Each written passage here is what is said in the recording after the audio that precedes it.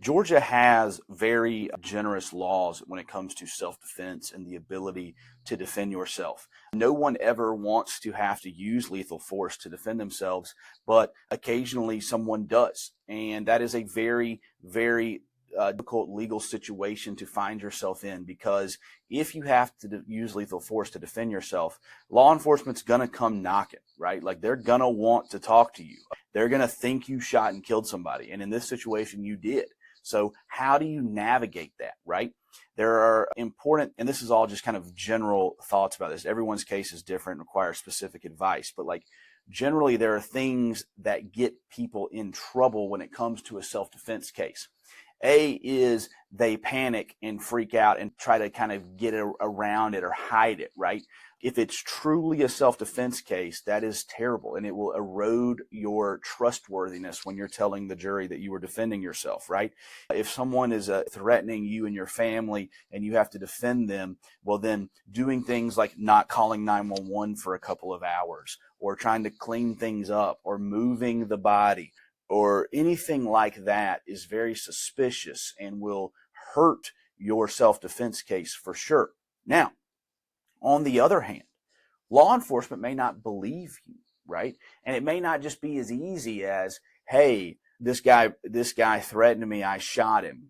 Come get the body and let me go home, right? They're probably going to arrest you, right? And now you very well may be successful in defending yourself, and you very well may need to give statements to law enforcement, but you don't need to do them by yourself. You need to have kind of counsel about what your rights are, what things are important, and to make sure that you don't get tricked, right? Law enforcement has ways to question someone in a tricky way. They don't always do it, but if they don't believe you, they may try. You may sit in a room for a while. They may lie to you. They may say, hey, look, we checked the deceased's body and there was no firearm on him. Are you sure you saw it?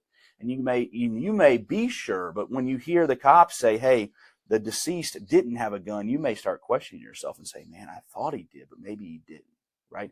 Those are things you've got to protect yourself against. So, if there are witnesses, 911 is going to be called. If you have to call 911, you're going to need to tell them, but you need to tell them as little as possible until you have representation and counsel, right?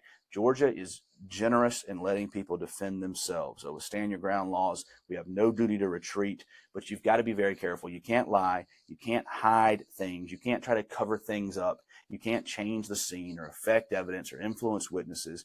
But you may end up having to talk to law enforcement, but you should never do that by yourself, right?